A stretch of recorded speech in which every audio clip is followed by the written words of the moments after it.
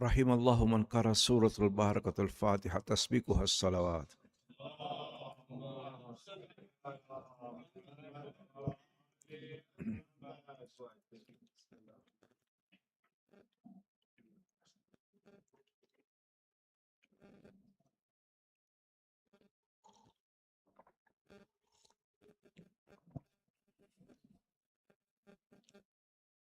أعوذ بالله من الشيطان الرجيم. بسم الله الرحمن الرحيم.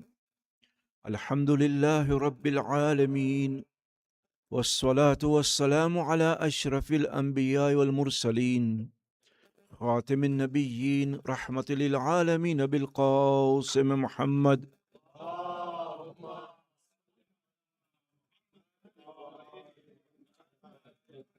وعلى أهل بيته الطيبين الطاهرين المعصومين المظلومين. صلى الله عليك يا أبا عبد الله، صلى الله عليك يا ابن رسول الله، روحي وجسمي وأرواح العالمين لك الفداء. يا غريب، يا مظلوم، يا شهيد بأرض كربلاء. أما بعد، فقد قال الله سبحانه وتعالى في كتابه المجيد وقوله الحق: بسم الله الرحمن الرحيم. إن الله لا يغير ما بقوم حتى يغيروا ما بأنفسهم. صلوا على محمد وعلى آله.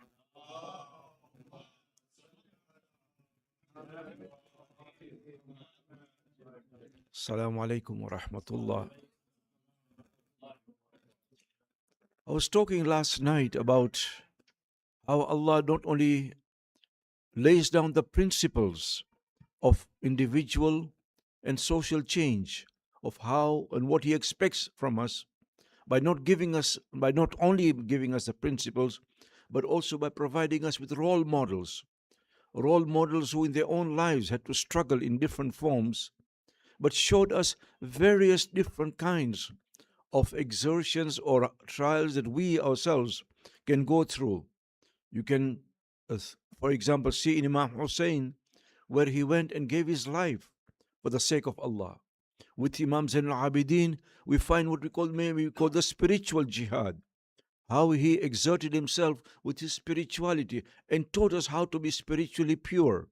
If we look at his life and his du'as, from Imam as-Sadiq we hear about how he struggled with what we may call the intellectual jihad, ijtihad, if you like. That is how he was able, with Imam al-Baqir before him, to spread the teachings of the Ahlul Bayt. It's important to remember, by the way, that these exertions, these trials and tribulations, and the fact that the Imam struggled so much, was not only in Medina. In fact, during the time of, especially up to the 7th Imam, the center of the Shi'as was not Medina, it was actually Kufa for the longest period. Later on, it moved to Baghdad. So the Imam was in Medina, yet the people of Kufa would come to learn from him. Sometimes hundreds of thousands of hadith. Muhammad bin Muslim al-Thaqafi, Zurara, Jabir bin Yazid al-Ju'fi, and many others came to learn from the Imam. We even hear of people coming in from Samarkand. You know what's Samarkand? What we now call Uzbekistan today. So people coming from there, from Qom and Rai and so on, to learn from the Imam. This was part of their wilaya.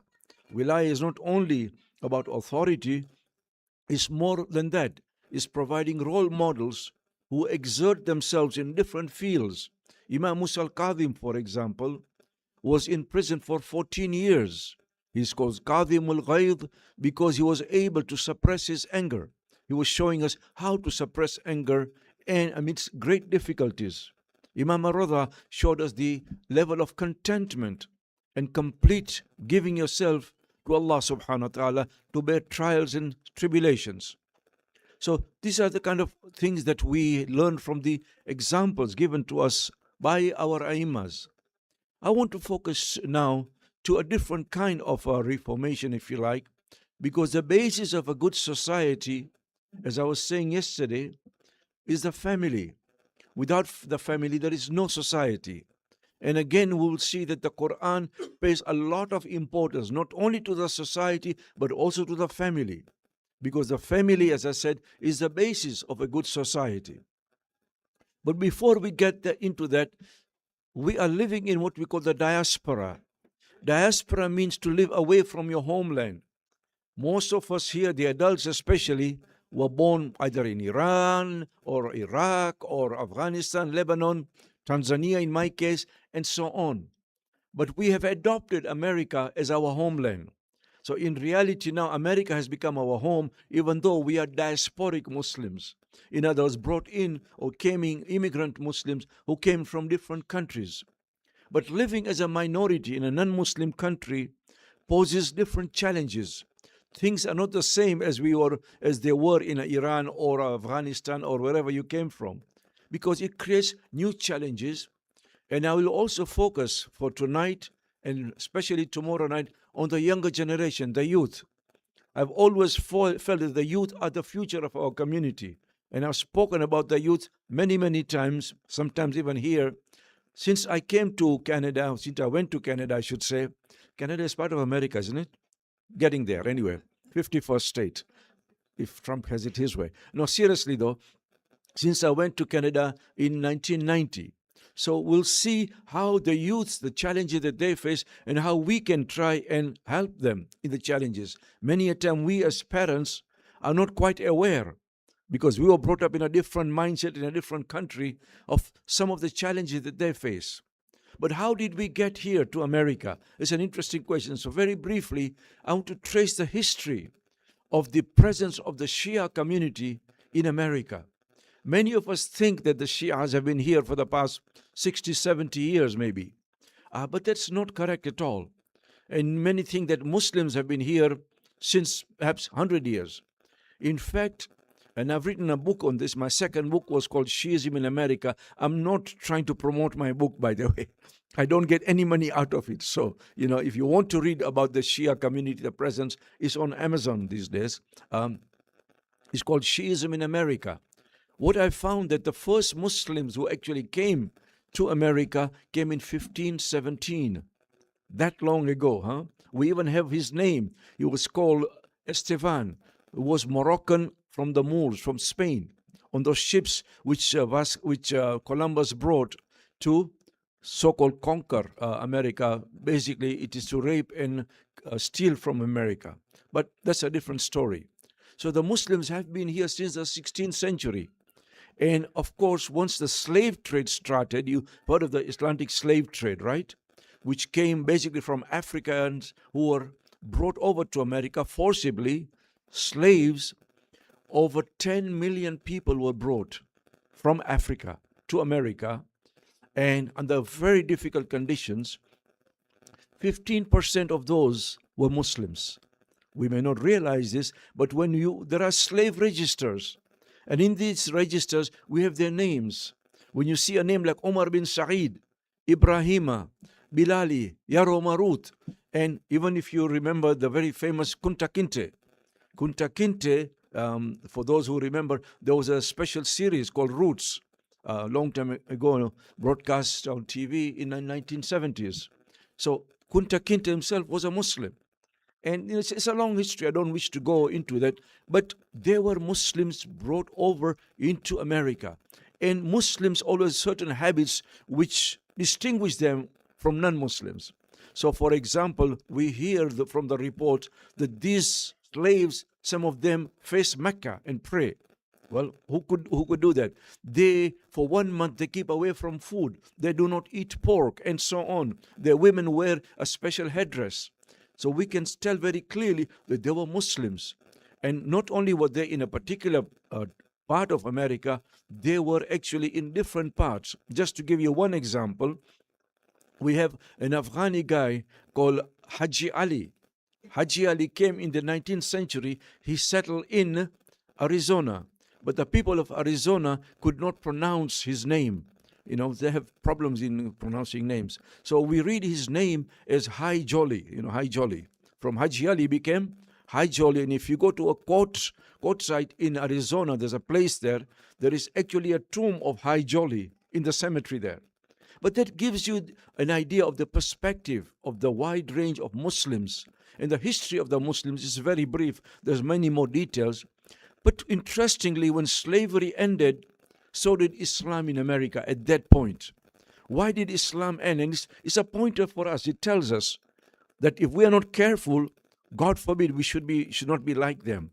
Islam ended at that time, we're talking of the 1860s, for three main reasons. One of them was many of these slaves were forcibly converted to Christianity. That Kunta Kinte, his name was changed to Toby, if you recall. Although he kept calling himself Kunta Kinte, and his foot was amputated because he tried to run away for so many times.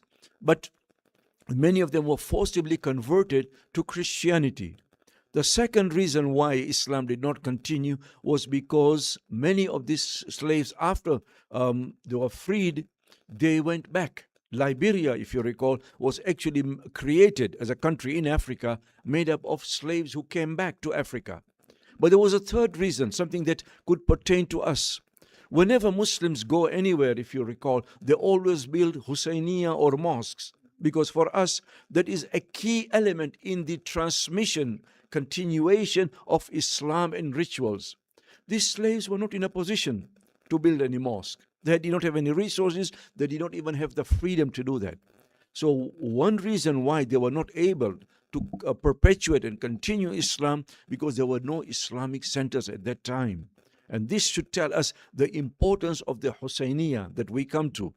I have not been asked by the committee to say this, so please don't think that they asked me. But every night I know that there is a donation box out there, and there is an appeal to donate something, not only for this month, but for the continuation. Remember this much, my sisters and brothers, our spiritual, our ritual, our religious lives is not only at home. More important is here. So, as I say, I've not been asked to say this, but I say this everywhere because of the importance of these centers and the importance of keeping up. Our youth, now our youth go to different schools, different colleges, workplaces, etc. The only place where they can meet each other within the community is where? Right here. So in many ways, the perpetuation, the continuation of our wilayat, of the Ahlul Bayt, of our faith, our rituals, is here. And remember this much, that we may not appreciate it, but we are more free here in the West than in many Muslim countries, by the way. You go to Saudi Arabia and try and do Latmiya or Ma'tam and see what will happen. Today, people in Sharjah, which is supposedly a more moderate country, are not even allowed to have majalis. Did you know that? Not even online. Not even online. So we have that opportunity here, and we should make the most of it. In any case, to continue the very brief history, the Shias actually came here in the 1860s and 1870s. Many of them from what was at that time called Syria. There was no Lebanon at that time. But today it's called Lebanon. For those who are from Lebanon, Bint Jibail, for example, and Nabatea and many other places of Shia stronghold, they came here. Initially just for making quick bucks and just to feed their families. But even on the Titanic, you've heard of the Titanic, I'm sure, what happened to the Titanic. I've been able to document 3 Shias on the Titanic itself. And one of them survived because she was a lady. You can Google her these days, mashallah. With Google, everything is possible. Her name was Fatima Masalmani. Fatima Masalmani came from Bint Jibail, and she was heading to the Shia center. At that time, it was not Detroit. It was not in Dearborn where you get the best baklava in America, but it was actually in a place called Michigan City. And Michigan City is not in Michigan, just to make it more complicated. It's actually in the state of Indiana. So that goes to show you the rich flavor of the Shia community. Later on, the Shia community moved to Detroit, what is also now called Dearborn. But there was a pivotal moment. And again, this is instructional for us. It tells us something. Because the Shias there initially were what we may call very loose or nominal Shias. I call them Rim Shias, Ramadan, Eid, Muharram Shias. Otherwise, you don't see them. But They came here, and as I say, very nominal. They would not observe hijab. There was no halal meat. Sometimes there was even alcohol in the centers itself, not in the mosque, but outside. Served. But there was one person who came and changed everything. And this was Sheikh Muhammad Jawad Sherry. He came in the 1940s. And it just goes to show the role of a good and powerful religious leader. He injected in the people the role of Islam in their lives. He brought them back to the mosques and he injected, made them conscious of their religious and social duties. Because of him, this one man, they were able to build a mosque in the 1960s, their own mosque. Initially, they converted a bank into a mosque. Can you imagine a bank was converted into a mosque? But he was able to build a complete center on Joy Road in Dearborn. And Islam continued to flourish. But this was, as I say, a very brief history, and there were various other reasons why the Shia community then came in. But very briefly, it was this one person, Muhammad Jawad Shirri, may God bless his soul, who was able to maneuver and change the mentality of the Shias. And that tells us the importance of getting a good alim for our center. Sallu ala Muhammad wa alim.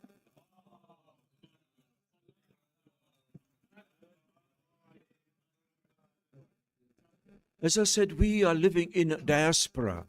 In many ways, it is home, but not home, if you know what I mean. That it's not our original country.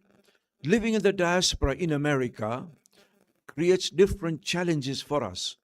Many of us, especially immigrants who came initially, they felt that America was hostile to them. Not politically, I'm talking of culturally. So they tried to isolate themselves. You cannot afford to isolate yourselves, my sisters and brothers. You are living here. You are not born here, but you live here. Your children are born here, and we will die here. Let's face it, this is our homeland. So we cannot afford to isolate ourselves. Those early Muslims who came, the ones I'm talking about in the 1930s and 1940s, they tried to assimilate. Many a time people use such words without realizing what it means. Assimilation literally means to be at one with. In other words, to give up your own cultural identity, your own values, in order to be at one with. So people who came initially, you find that Muhammad became Mo, Yusuf became Joe, and so on. And Abdullah became Joe, so many other name changes. Let me ask you, when the British came to India or when they came to our country, do you think they changed their names to suit us? No. Elizabeth was always Elizabeth, and Paul was always Paul. But somehow, our people initially, they tried to change their names in order to be at one with, to not only name changes, also the cultural patterns, their values, etc. I'm not in favor of assimilation. What we do need is insulation, not isolation, not assimilation, but insulation. It means that you insulate yourself with your religion, with your values, with your teaching, so much so that instead of you being influenced by the outside, you influence them towards Islam. Sallu ala Muhammad wa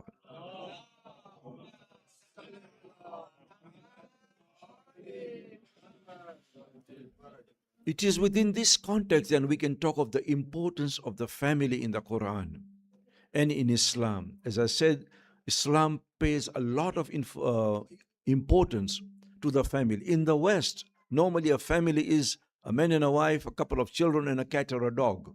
But for us, it is much more than that. You can keep a cat, but not a dog, please. If you look at the Quran, it says, "Inna Allah ya'muru bil adli wal ihsan wa ita'i dhil qurba." First comes that when you need to give somebody who is poor or somebody is needy, you give it to someone in your own family. Then you give to the masakin, then others, but first your own family. Because the family comes first in Islam. If there is somebody poor in your family, you give it to them first. In order to create a healthy community, you need a healthy family and healthy children. True family, my sisters and brothers, is not only one that is related. More important than just relation is connection. We think, oh, this is my cousin and this and that, or my brother, and therefore, no, we need to be connected. Unfortunately, our form of connection these days has also changed. You see, because we're living in a social media world, you will recall that in our own countries, we had a social life, but no social media. Now we have a social media, but no social life. Because you know why? Of this. I use it too, cell phone. Our cell phones have dominated our lives so much, including my own, I must admit. In the olden days, when you slept, your body had a rest. Now, when you sleep, your cell phone has a rest. Huh? It has become that way. And I'm not against cell phone, but I'm saying that we should be connected more deeply rather than just a superficial phone call from time to another. Just to give you an example of how cell phones have basically taken over our life, and I'm not against cell phones, as I say, I use it myself. But I remember I went for Umrah and we were doing tawaf, During the tawaf, people are talking on the cell phone. Sometimes they're actually videotaping. And I'm like, who are you talking to, Jabrail? At least during the tawaf, which is the most crucial, the most important point, religious point in your umrah or in your hajj, concentrate on Allah subhanahu wa ta'ala rather than talking to others. I mean, then it becomes just a ritual, doesn't it? Just you're walking around and you're talking to somebody and laughing away. What spirituality, what spiritual gain can you get from that? Personally, and I give you my personal example, I do use my cell phone during tawaf, but I open Dua Jawshan Kabir. And I just love it because Jawshan Kabir is about the names of Allah subhanahu wa ta'ala. I find personally, and you can do any dhikr, by the way, it doesn't have to be Jawshan Kabir. Any dhikr, Dua Kumela here being recited. But what happens is, then your tawaf becomes spiritually enriching rather than just a ritual going around the Kaaba itself. There was something else which perhaps made us realize of the family connection. This was COVID time. You remember the COVID? It was a very tough time. But normally we all complain, including myself, waqt nahi hai, I don't have time. No have time. Everything was run by the clock. Suddenly, there was so much time because we could not even go to work. We couldn't even go outside our home for a while, if you recall. We were told, don't go outside. And suddenly we had time. It's as if Allah is telling us, you don't have time, I will give you time. Now let me see what you do with that time. Suddenly we were alone, but we found the need to connect with others. Our social connection changed, did it not? Suddenly you were able, even though you were not able to meet them physically, you had time to talk to them, even on WhatsApp, whatever it became. In fact, we became isolated and yet more connected at that time. The Prophet ﷺ says,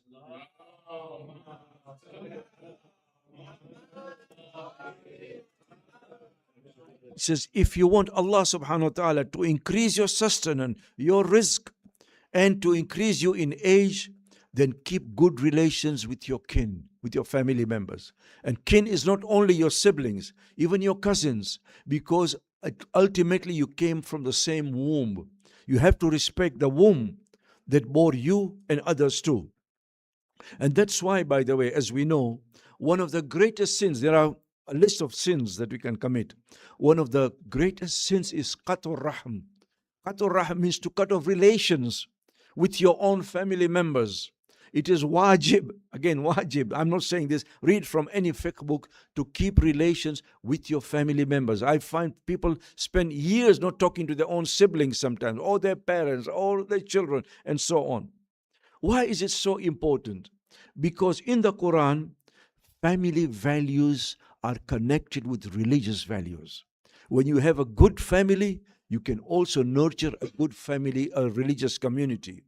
Rabbana hablana min azwajina wa dhurriyatana qurrata a'yun. Ya Allah, grant us from our spouses and from our children those who delight our eyes. In other words, they please us. They are qurrata aini, as I said. Waj'alna lil muttaqina imama. Make us an imam for those who have taqwa. Not just have taqwa, but because of this family that we have who actually help us and nurture us, make us an imam for those who have taqwa. Interesting, when it comes to the family, the Quran talks of different parts of the family. How do you relate with your spouse? How do you relate with your grandparents? How do you relate with the young ones? You will notice that even though we read the Quran sometimes superficially and never quite pay respect, but the Quran clearly delineates and outlines the core values with each member of your family. As I was saying, that Allah tells us, He orders us that you will do adl and ihsan in society. What is telling us that you have actually to connect with your family, and that family is not only there to provide money from time to time. Sometimes the fathers complain to me that we are treated like an ATM machine by our children. When my son calls, he says, the first thing I ask him is, how much? But it's more than that. First, an important thing, that family acts as moral guides for each other. As I was saying yesterday, that Amr bil Ma'ruf is a very, very important principle in Islam. That moral guidance is one which uplifts not only the society, but the family itself. Many a time, one member of the family is falling short ethically, morally. It is another member of the family that actually lifts and tells the other part that what you're doing is wrong. I'll give you one or two examples. We all hear of Karbala. We all hear of the sacrifices of Imam Hussein and the companions of Imam Hussein. We also talk about Zainab and Kulthum. Fair enough. But there were so many ladies in Karbala and in the whole episode who sat as moral guides to the man.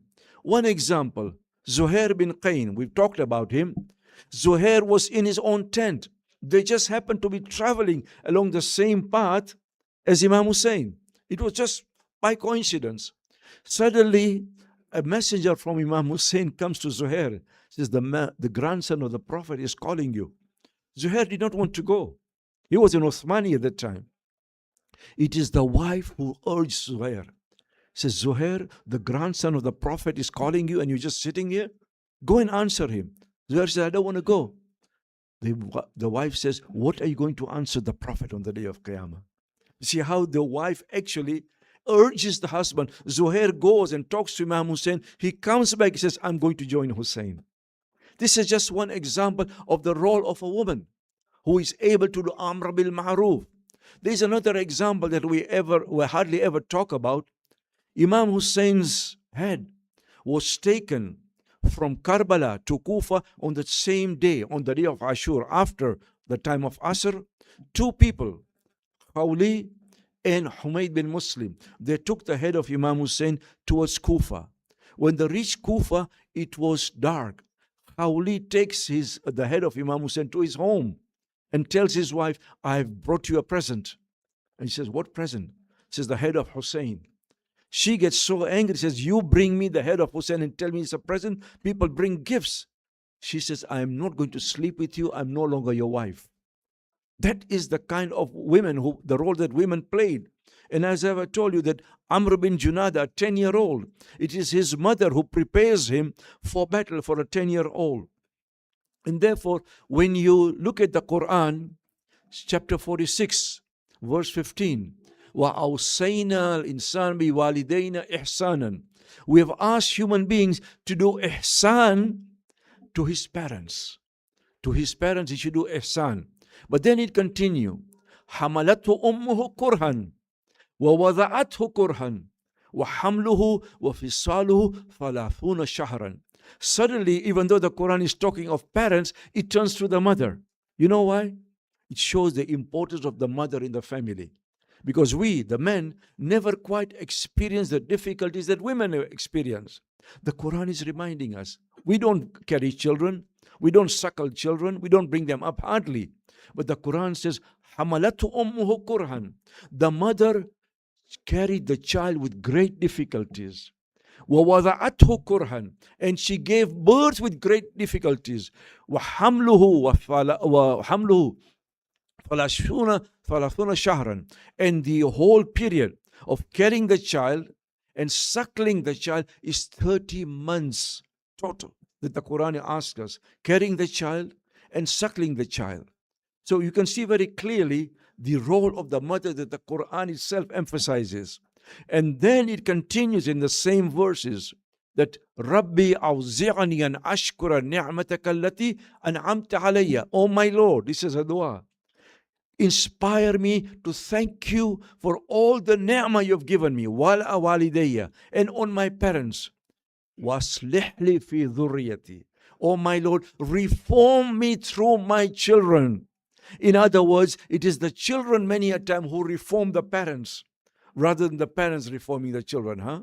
This moral guidance works two ways, my friends. Not only are we supposed to look after our children, the children also are supposed to act as moral guidance for us. Sallu ala Muhammad wa ala.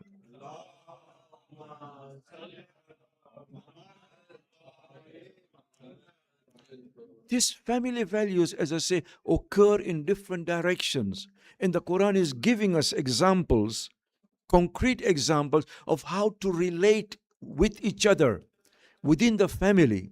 So, for example, in Surah Al-Luqman, Surah number 31 in the Quran talks of how Luqman sits with his sons. I do not know how many of us do that. Ya bunayya, O my son, la tusaddiq khadaka linnas, inna Allah la yuhibbul kulla mukhtarin fakhur. O my son, do not turn your cheek insolently. In other words, don't be arrogant to the people, because Allah does not love those who are arrogant.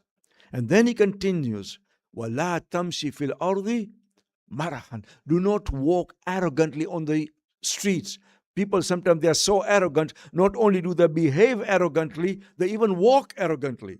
They thump their feet on the ground. Luqman is telling his son, don't do that.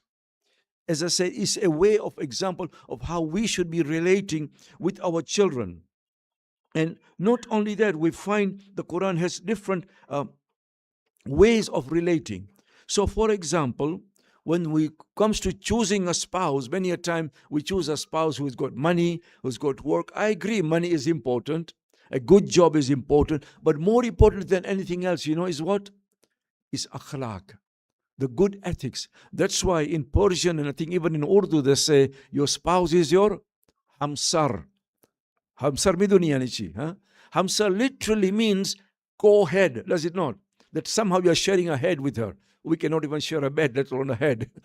Your neighbor is called hamsaye, someone who shares a shadow with you. We cannot even share a driveway, let alone a shadow. But it just goes to show the deep connection that the Quran expects us to have. We, as I said, have to live according to the needs of the time. When it comes to marriage, the relationship between a man and a woman, again, the Quran puts a lot of importance to that. Look at the core values, and we'll talk more of the core values tomorrow. But look at this particular core value that the Quran tells us. Hunna libasun lakum wa antum libasun lahunna. They, the women, are clothes for you, and you are clothes for them. You can see the complementary role, that both are clothes for each other. Why does the Quran use the term clothes? What do clothes do? They give us shelter. They protect us. They give us warmth. They are a source of comfort for us. In other words, that's the way we are supposed to relate with our spouses, men and women are also libas for the man itself. The Quran goes even further when it comes to this relationship and the core values between a man and a woman. The Quran talks of the ayatullah many a time, the signs of God. Inshallah, if we have time, we'll talk more about the ayatullah in a future lecture. What the Quran says, sanurihim ayatina fil afaq wa fi anfusihim. We will show them our ayat in the horizons and in their own selves. In other words, there is an ayatullah within you too, within me too, because the Quran says it, sanurihim ayatina fil afaq, in the horizons, wa fi anfusihim, so that the truth can become clear to them. What is the ayatullah within me? You come across this in Surah 30 in the Quran, with Surah Al-Rum, where the Quran says that وَمِنْ آيَاتِهِ أَنْ خَلَقَ لَكُم مِّنْ أَنفُسِكُمْ أَزْوَاجًا. Amongst the signs of God is that He has created spouses for you. Your spouse is an ayatullah. وَجَعَلَ بَيْنَكُمْ مَوَدَّةً وَالرَّحْمَةً. And Allah has put mawadda and rahmah in you. In other words, what brings the two people who are sometimes very different, different cultures, different upbringing, different countries, different ethnicity, but there is something that Allah has created within us, which is an ayatullah, which is the love and mercy. Ayatullah, the Quran says, وَجَعَلَ بَيْنَكُمْ مَوَدَّةً وَالرَّحْمَةً. Inna fi dhalika la'ayatin liqawmin yatafakkarun. This is a sign for those who think. Look how the Quran connects the ayatullah with those who think. In other words, don't just live with your spouse. Show that love and affection which brought you together in the first place. Many a time we always talk of love, that love, and love sometimes comes and goes. But there is something else the Quran emphasizes, that we have created spouses for you so that you can find litaskunu ilayha. You can find sukoon in her.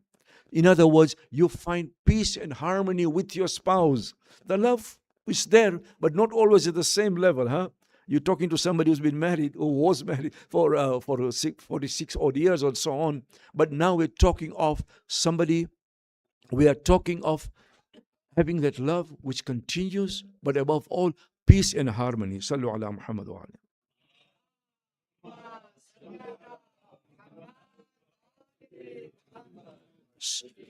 So marriage then for us is not only in terms of rights and responsibilities, an opportunity to reflect and share God's love within us. In other words, to open to the divine convention, to the divine compassion that is within us. Quran talks, as I say, of companionship and compassion, that the husband and the wife are libas for each other. My sisters and brothers, family relationship is also built on not only tolerance, but also acceptance of the other. Many a time we want to change our spouse, we want to mentally clone them, as if they should think like us, behave like us, and so on. On the contrary, the two are supposed to nourish each other, the husband and the wife. Therefore, the Quran says, which I've recited before, Al-mu'minuna wal-mu'minat ba'duhum awliya'u ba'd. The believing men and the believing women are actually awliya for each other. The Quran says, the Prophet ﷺ has said,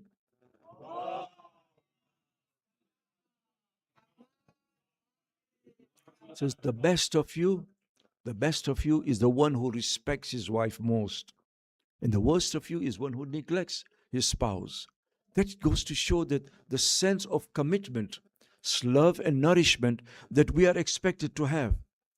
When you look at how we are supposed to behave to the grandparents, again the Quran is elaborating a different kind of relationship between us and our grandparents. Many a time we neglect grandparents.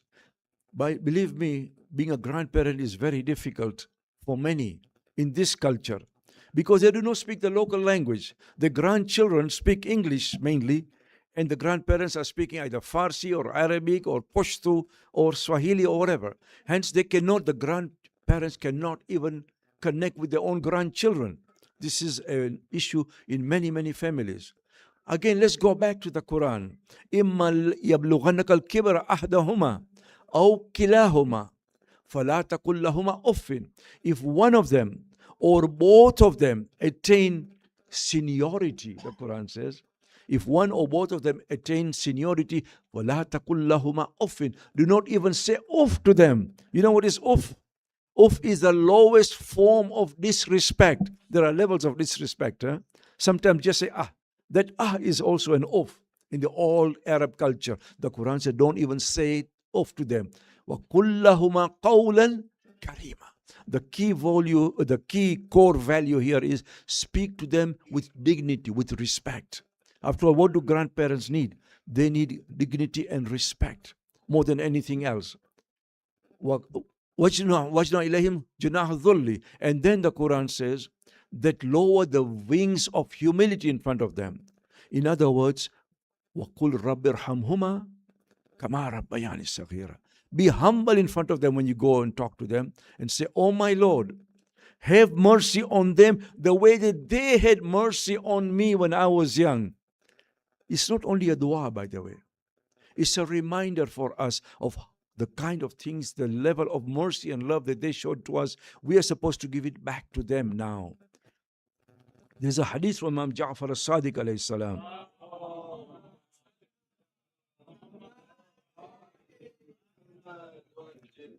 That the Imam says, be careful how you treat your parents, because your children are looking at you, huh?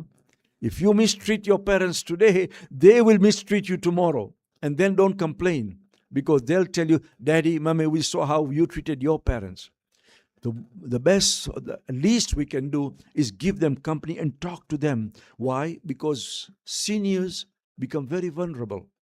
In this culture, by the way, in American culture I'm talking of, seniors are also very lonely many a time.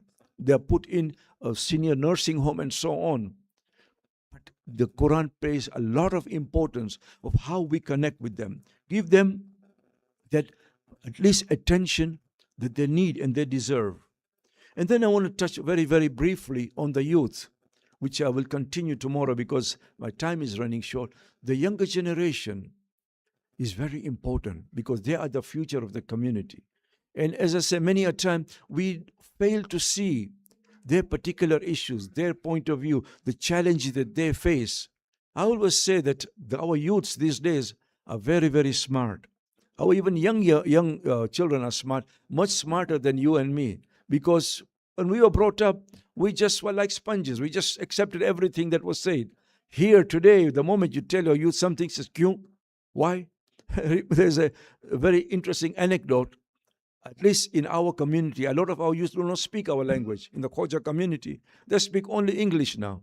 Traditionally, we spoke Gujarati, we spoke Swahili, but our children now only speak English. So the father wanted to take his son to a majlis, to a Husainiya, which was always spoken on Urdu. So the son said, Daddy, I don't understand what he's saying. He says, even if you understand a little bit, that's good enough. So they went to the majlis, and the Urdu majlis continued. And then later on, when they were going back, the father says to the son, Beta, what did you understand today? And the son said, I'll tell you honestly, I did not understand a word. But I do know that this Maulana loves cheese a lot.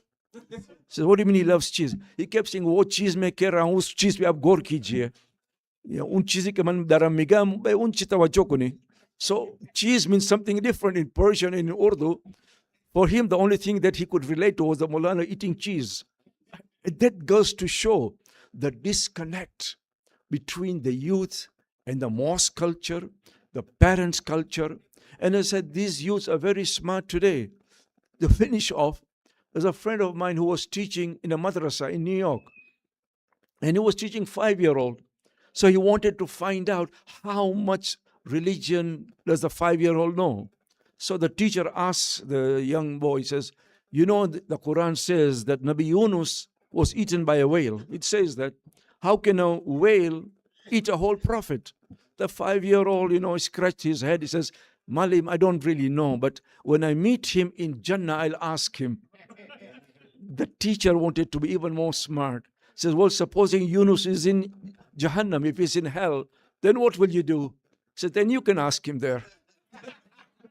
You see, the 5-year-old actually puts his own teacher to hell. These children today have become very smart.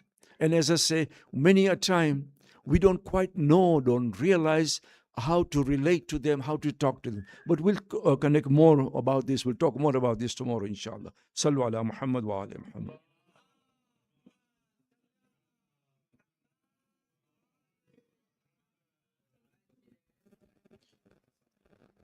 The nights are growing longer, and our thoughts keep going back to Karbala at all times. I always tell my audiences that when we go to Karbala, it's very natural for us to want to go to the Haram and spend time at the Haram. That's very natural. But I always also say that go to the Khaymaga, the place where the tents were kept. Why? Because some of the most spiritual moments in Karbala were not in the Haram. The Haram is where Imam Hussein fell. This is where he's buried, where the companions are buried, where Ali Akbar is buried. But the Khaymaga is where the du'as, the spiritual moments, the conversations took place.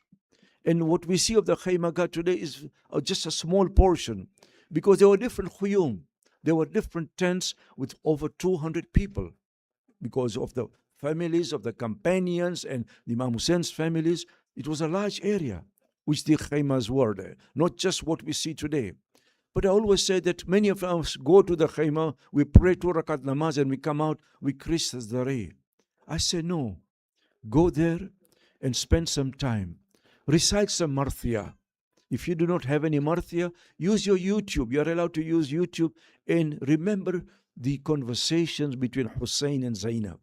Remember the conversation between Hussein and Kulthum and Sakina. These all occurred at the Khaymaga.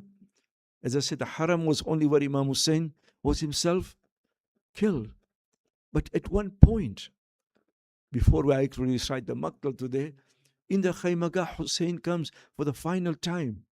And you know what? He turns to Kulthum. He tells Kulthum, bring me some old clothes. She brings him some old clothes. Imam Hussein actually tears them up. He puts holes in those clothes. And when he's asked, why are you doing that? He says, because I know that these people will not leave even my body alone. At least when they see that the clothes are torn, they will respect my body. And even that, this was Imam Hussein on the day of Ashur, Azadarana Hussein. One by one, the companions are giving their lives for Imam Hussein. There was one particular companion who was an old friend of Hussein, who were very close to Hussein. They were childhood friends. This was Habib ibn Madahir. When Muslim ibn Aqil came to Kufa, one of the first persons to give bay'ah to Muslim ibn Aqil was Habib ibn Madahir. Says, we will give bay'ah to Habib, to Muslim ibn Aqil, so that we are actually giving bay'ah to Hussein himself. Not only did Habib give the bay'ah, he urged the people of Kufa to come and give the bay'ah to Imam Hussein. A time comes when Hussein is in Karbala. If you go to the Dharih of Habib today, inside I remember seeing that letter, a copy of that letter to Imam Hussein wrote to Habib. Oh Habib, I'm in Karbala now. Come and help your old friend. It is there, it was preserved there. Habib ibn Madahir belonged to the Banu Asad. Around Karbala, there was a tribe called the Banu Asad. Habib was able to leave Kufa in the darkness of the night. He comes to Karbala. When Zainab hears that Habib has come, Zainab sends a special salutation and salam. Oh Habib, accept my salam, because today Hussein is alone. Everybody is joining Umar ibn Saad's army. You are one of the very few who is joining Hussein in his army. Habib, before the fighting starts, he goes to his own tribesmen of Banu Asad. He says, oh people, come and join me, because this is the grandson of the Prophet.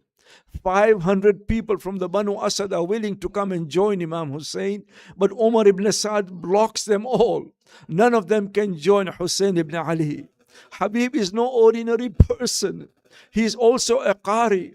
He is one who spends his night in the mosque of Kufa reciting the Quran. As the companions go one by one, a time comes at lunchtime when Hussein tells the people, or his enemies, that stop the fighting because I want to pray. At that time, Shimr Mal'un says, Salatu Hussein la tuqbal. The prayers of Hussein will not be accepted. Habib could not keep quiet anymore. He says to Shimr, you think that your prayers will be accepted and the prayers of Hussein will not be accepted? Habib comes to Hussein. He says, Yabna Rasulillah, give me the chance now to go and give my life for you. Can you imagine what Hussein is going through? Hussein hugs his childhood friends and says, oh Habib, how can I let you go? Habib says, Mawla, on this day nobody will remain alive. Let me go. As Habib is going to the battlefield, you know what Hussein is doing? He walks behind him. He walks behind him as if to say, our bond of friendship will be there forever. And then Tabari says, Hussein says to Habib, Rahimakallahu ya Shaykh, may Allah have mercy on you. If only these people knew who they are about to kill. If only they knew who they are about to kill. As Habib goes, he fights a noble battle. When Habib falls on the ground, Hussein goes running to him and he says, "Oh Habib, I never expected that one day I will come to pick up your body." Today was the day that Hussein has to pick up the body of his childhood friend Azadar and Hussein. My final anecdote is this, that when the Kafilah they approach Kufa, the head of Habib is paraded on a horse in Kufa, in the streets of Kufa. Somebody takes the head of Habib and puts it on a horse and goes around it in Kufa. He suddenly notices that a young boy is behind him. He asks him, "Who are you? Why do you keep coming behind me?" He says, "That is the head of my father, Habib ibn Madad."